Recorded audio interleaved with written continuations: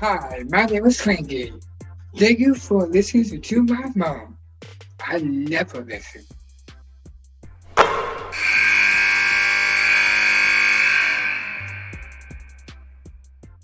Well, it is one of our favorites on Nothing But Net to have the honor and privilege of Georgia Amoore, one of the best point guards in all of college basketball, men or women, however you want to measure it, from the University of Kentucky. Georgia, thank you for being with us.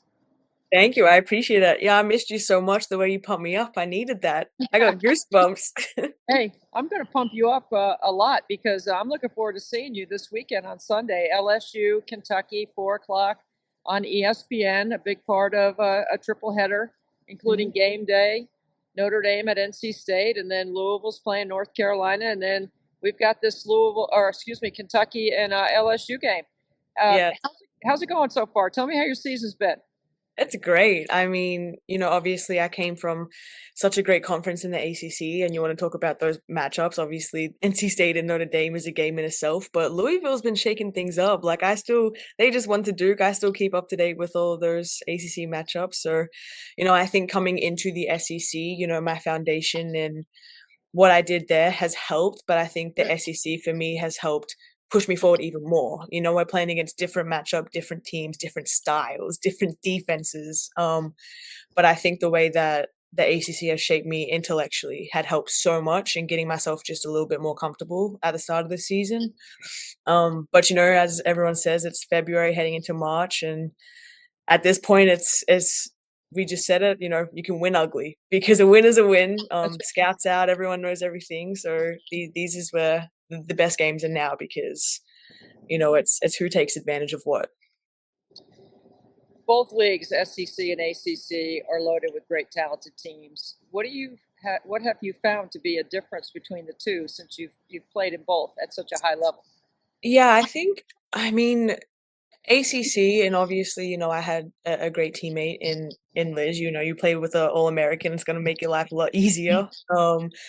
But I just remember ACC teams, it was depth, the scout. They were gonna run these actions, they were gonna go, probably not full court man unless you're playing in Notre Dame, or a Duke.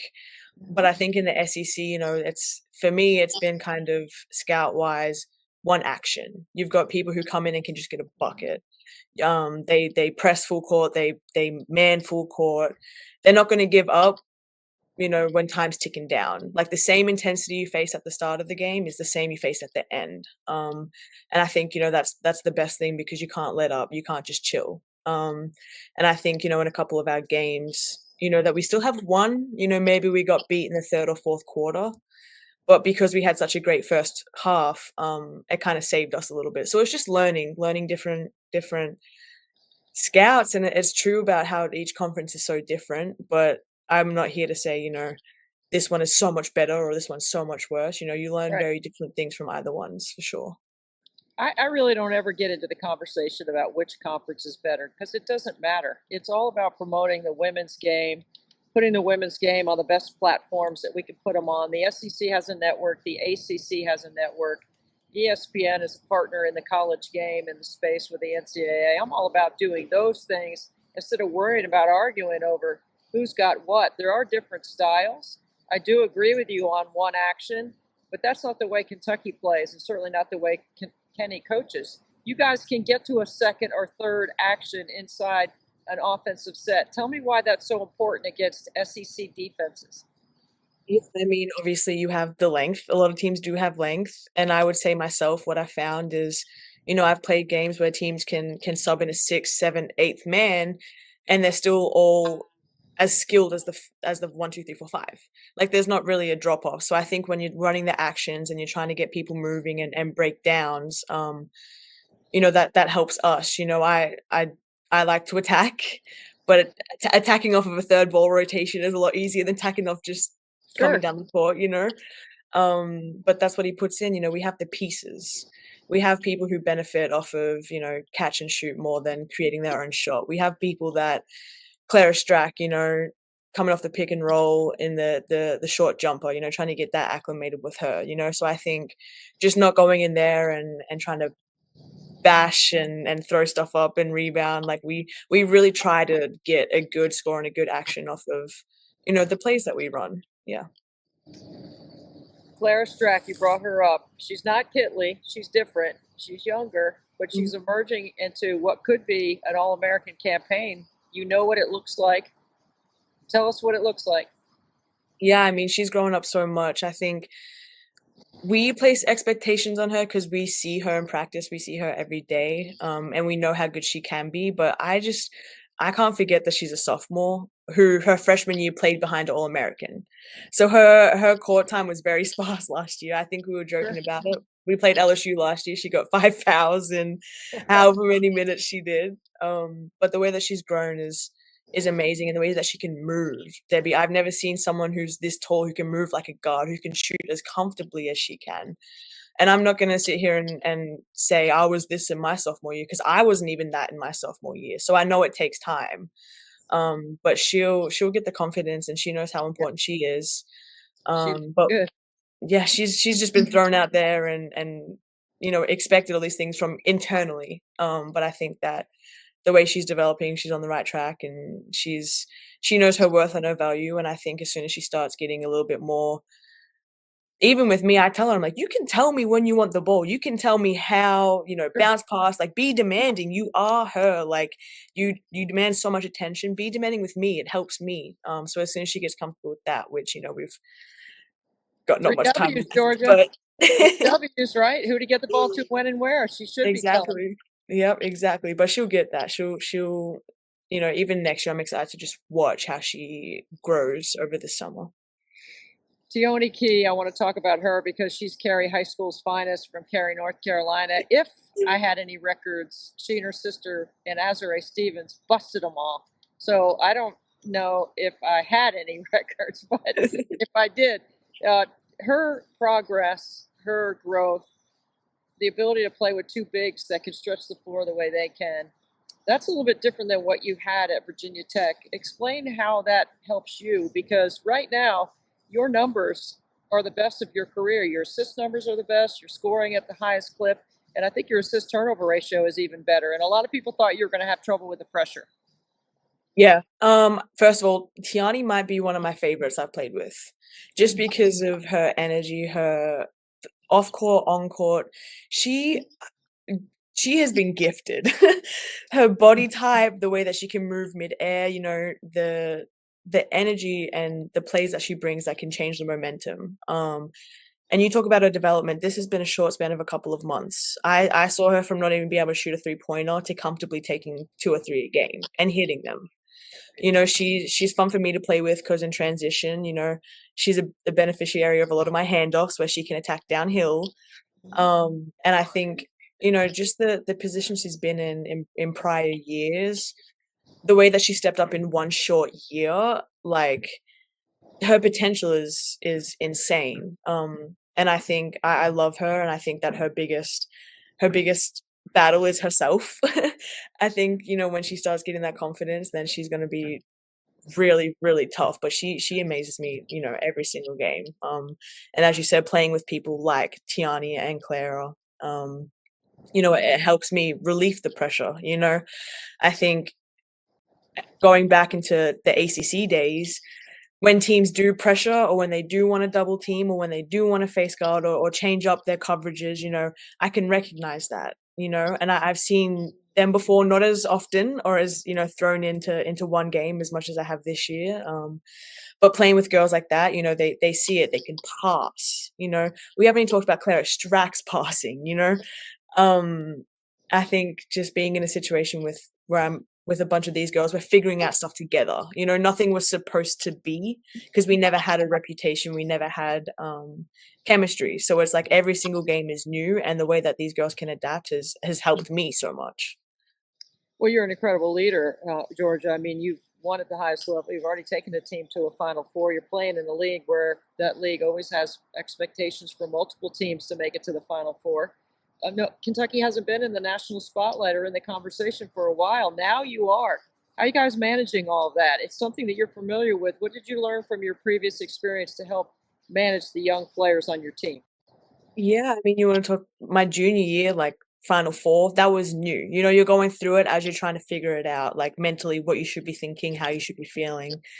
And then last year, being successful, having that pressure, that target on our back, obviously you learn a lot from that. But this year, like, I knew we were going to be good. I didn't like this has been, very, very good. So I think, a lot of these girls have been in positions they've never been in before. I love playing with Deja Lawrence, but she came from UNC Charlotte. So it's like, now you're on this stage, you have to perform. I know myself especially, I've got all these internal, external, whatever you want to call it, pressure to perform and be the best every single game. But that's what you want, to be in that spotlight, to be talked about, to have these expectations. If no one was talking, I would be very, very worried about, who we are or the team we are. But to be in those conversations and to be in that spotlight and to, in 1 year, kind of change a program, it's been a blessing, and it carries a lot of pressure and expectations, but who doesn't want that? I mean, it's so good and great drama, and it's great product delivery by you. I mean, the product's so good, and particularly for this game on Sunday at 4 o'clock on ESPN against LSU. You guys are hosting. I'm going to be on the call with Beth Mowens. We can't wait to get to Lexington and be a part of this incredible event, because there's star power on both sides. And when you look at LSU and all the athleticism, the star power, the incredible skill set that they bring, the expectations of having two teams that are ranked as high as you both are. Tell us a little bit about what it's going to be like in Memorial Coliseum when LSU rolls in. I mean, it's going to be tough. I think I've played against a team coached by Kim Mulkey in at least 3 or 4 of my 5 years in college. I played them when they were at Baylor, and then went to the Final Four, played them in the SEC Challenge, and now playing them at home. I've never played them at home. So hoping that energy and that juice carries us over, but any game you play against LSU is going to be tough. They feed off of that energy that they create.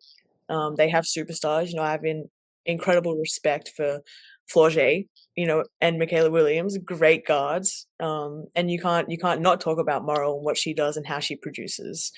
So they have different styles on that team who at different points can create that energy, can build that momentum. So we know that we have to bring our energy. We have to play like we've always played, a good solid team defense. That's what we pride ourselves off of.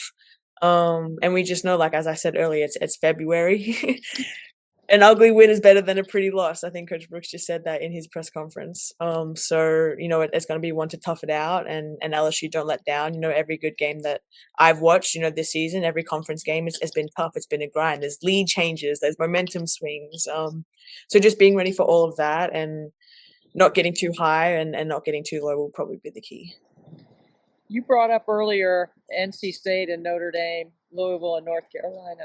I mean, those 4 teams well. Let's break it down a little bit. Put your analyst hat on. Let's go for Notre Dame at NC State. What do you see in that one? Give us a couple of keys there. I mean, obviously, playing against someone as good as Isaiah James and Sanaya Rivers, like those two together are really good on the guard front. It's going to be the battle of the guards, because then you want to talk about Hannah and Liv, who there's no words that can actually describe how much they impact and what they do, and how they feed off of each other. I'm a big fan of playing Notre Dame. Was always difficult. I don't think I ever won against Notre Dame, and then playing against NC State was so familiar because we ended up playing against them 2 or 3 times a year. And obviously you have NC State at home, and Reynolds brings a great crowd. The energy that they have in there, and what Coach West does. But you can't not talk about how great Notre Dame is, and I'm sure NC State's looking at that like a huge challenge, and they're ready to buy it, and they can, because they have the will and the star power too. But it's tough, yeah. It's tough to go into Reynolds. You've gone in there and won. What do you think the keys are to going inside Reynolds and winning? You got to shut the crowd down early. You got to shut them out early, and you got to play, at a good pace. I think whenever we played NC State, we were heavy on reads, making adjustments, because the way that NC State scouts, their assistant coaches do a great job at scouting the plays. So we always had to make tweaks. So just playing more of not a patient game, but at a good pace, getting the good looks, waiting for the breakdowns to happen. And when you have someone like James who can get on a scoring streak and get hot and create that energy in that arena, you just gotta find a way to stop her, slow her down at least. I had North Carolina at Syracuse last night, and Alyssa Usby is listed as week to week. Uh, Most likely not available, but we don't know for sure against Louisville. If she's not available, and Louisville is one of the hotter teams right now in all of college basketball, not just in the ACC. How do you see that one playing out? That's North Carolina at Louisville. Yeah, I mean, we played Louisville earlier this year, and obviously they're so young. Coach Walls has a massive group of freshmen, and obviously I think our experience helped us in that game. But as you said, they're hot right now, and they're very talented. And we obviously played UNC this year, and Usby is a massive key for them. That she's their engine. She flirts with triple doubles. She does everything for them. But I was so impressed with. I had never played against Kelly before because she'd always been injured. And I was impressed by how she controls that team, and the looks that they get from her. So it's tough again because UNC, they're smart. Yeah. They have that engine, and if Usby's out, then obviously that changes a lot, in my opinion. I mean, it's mad point guard respect to respect another point guard. You're right about Renee Kelly. She's really come on. She's probably maybe one of the most improved players in the ACC when you look at her numbers from last year and that injured year she had last year. She didn't play that much, and as the season's gone on, she's definitely been the leader for them. Let's go right back to the LSU Kentucky game, and because I don't want to keep you, because I know you got some prep to do today to get ready. What do you think are going to be a couple of things that you guys absolutely have to do to win this game? Box out. Box out more.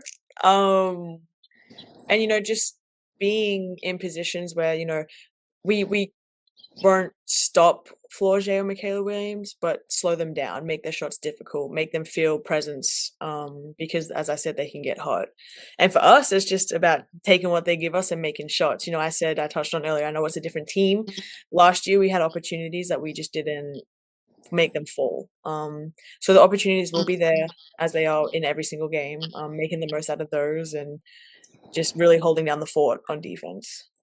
You know what, Georgia, you're welcome on this podcast anytime you want. We love breaking down the game. We're not here to talk about silly things or, whatever. We're here to talk sports, especially basketball, and to break it down a little bit. And I'm so grateful to have some of your time right before the big game in Lexington. Thank you. No, I appreciate it. I can't wait to see you. All right. I'll give you some good reps. Okay. If you need to eat somewhere, I got you. Okay. I know you got a sweet tooth. I'll be looking forward to it. Yep. All right. Thanks, Georgia. Georgia Amoore from the University of Kentucky, one of the top point guards in all of college basketball. Thanks, Georgia. Thank you.